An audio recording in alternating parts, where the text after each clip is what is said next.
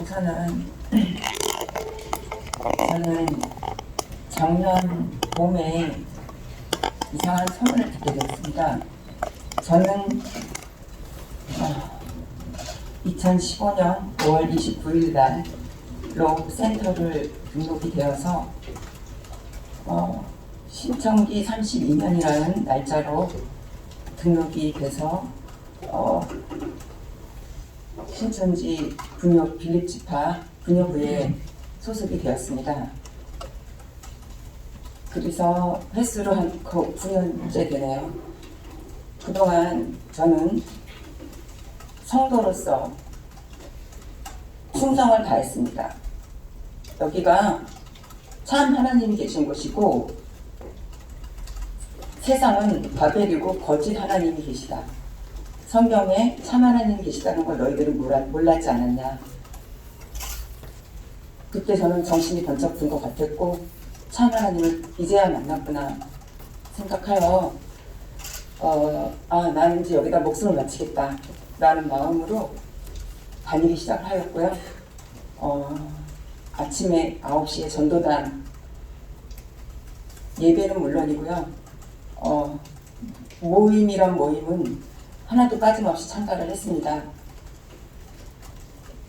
하지만 구역장감이라는 소리에도 저는 어떤 직책이 중요하지 않고 하나님은 아시니까 내가 충성을 다하면 하나님은 아시겠지 하고 성도로서만 내 세월을 보냈었거든요.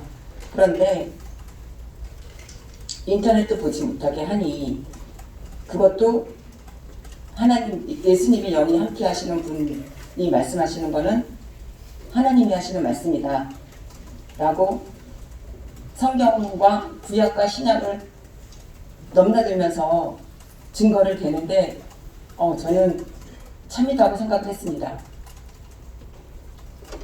그리고 세상에서 교회를 열심히 다녀봤지만 이런 말씀을 처음 들어본 거예요.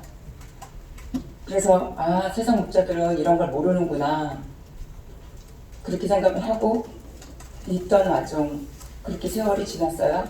인터넷도 안 보고 뉴스도 거짓말이고 신문도 거짓말이고 정치와 종교는 하나가 되면 안 된다고 했는데 제가 이제 와서 알게 된 사실은 신천지가 정치와 하나 되어 있고 악마의 편집이라는 것을 자기네가 만들어왔다는 것을 제가 알게 되었습니다.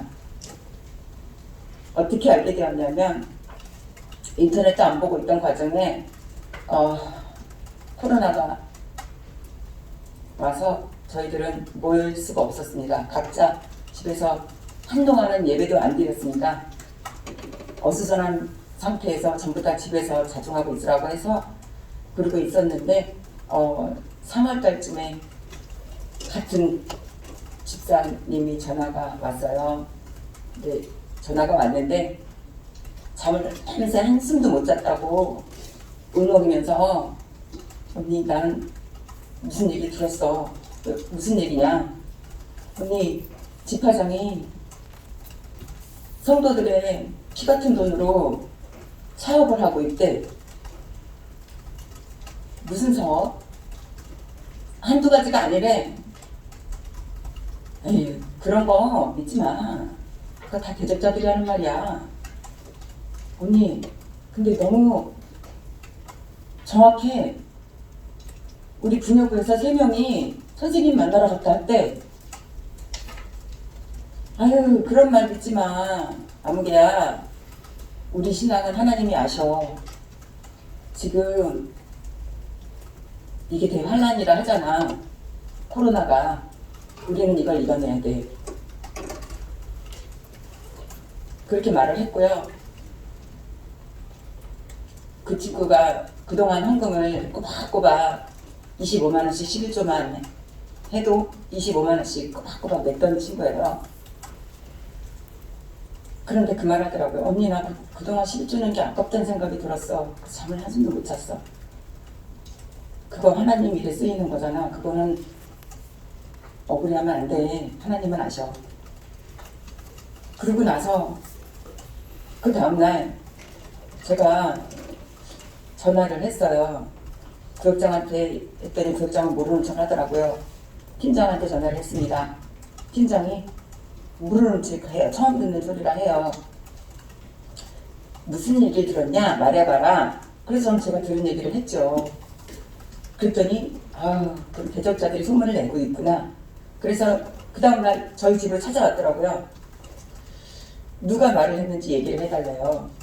그래서 저는 그랬죠. 그분도 저를 믿고 한 말인데 그분을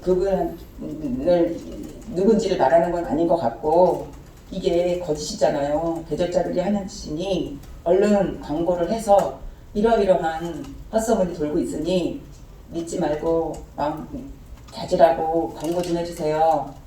그렇게 부탁을 드렸어요. 그랬더니 그 팀장이 하는 말이 거짓말이 떠돈다. 담을 넘었네. 담을 넘었다라는 소문도 있어요. 거짓말이. 이렇게 말을 해서 저는 담을 넘었다? 그게 무슨 말이에요? 그랬더니 평화공단 담을 넘었다. 이렇게 말을 하는 거예요. 그래서 기가 막혀서 진짜 때가 마지막 때구나 이렇게 생각하고 있었습니다. 그러던 어느 날 5월쯤에 제가 미용실을 운영하고 있는데요. 진짜 평화의 궁전을 다녀온 사람을 만났습니다. 장본인을 만나게 된 것입니다. 3명이 갔었는데 3명 중에 한 분을 만나게 되었습니다. 근데 그것도 저는 믿지 못해서 그 사람이 보여주는 증거를 보고 확신을 가졌습니다.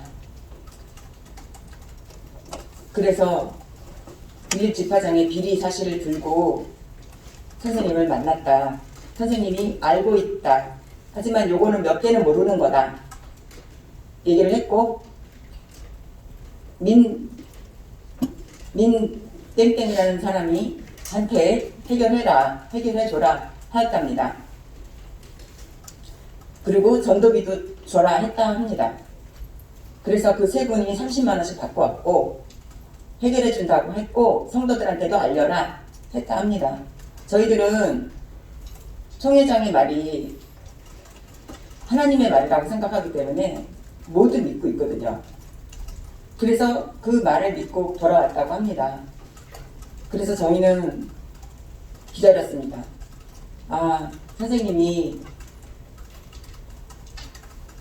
빌립집화장의 횡령 사실을 다 알고 계시니 지금은 없어서 하니 송구영신 때 되면 연말에 해결해 주시겠지.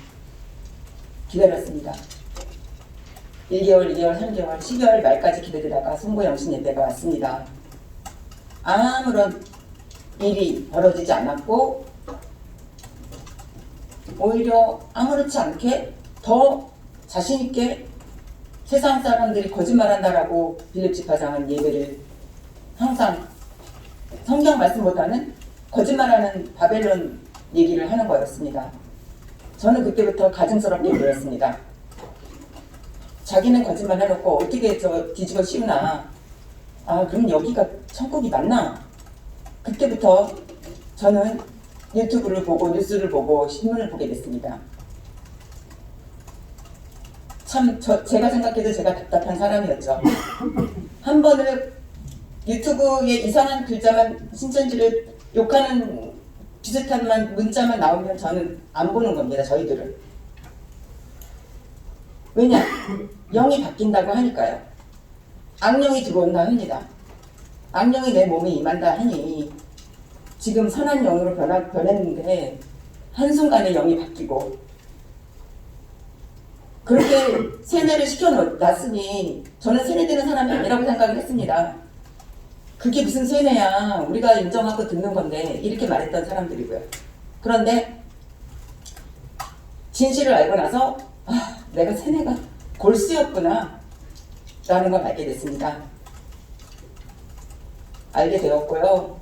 위에도 얘기를 했지만 그 뒤로 저한테 구역장은 제 전화를 받지 않았고 예배 드렸는지만 예배 드렸는지 확인도 안 했어요. 저희들은 예배 드렸으면 예배 드렸다는 보고를 하게 돼 있거든요.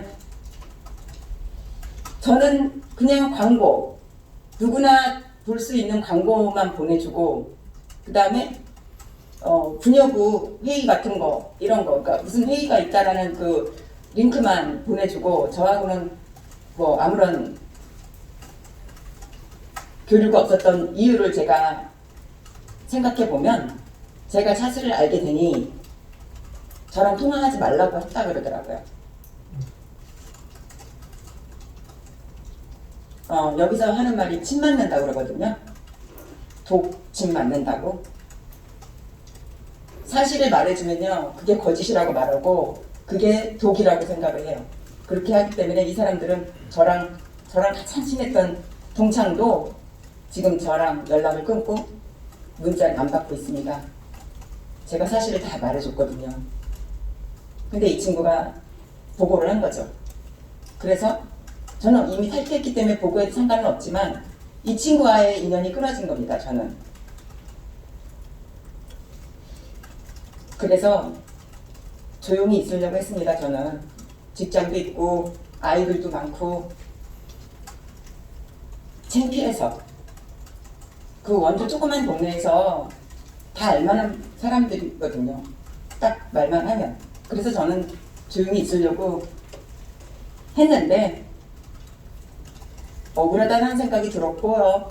그리고 제가 9년을 여기서 지내면서 얼마나 많은 사람을 모략전도를 했겠습니까? 모략전도에 가담해서 하던 자가 바로 접니다. 그리고 모략전도해서 떨어진 사람들은 상대를 안 합니다. 저희는. 들을 기가 없다고.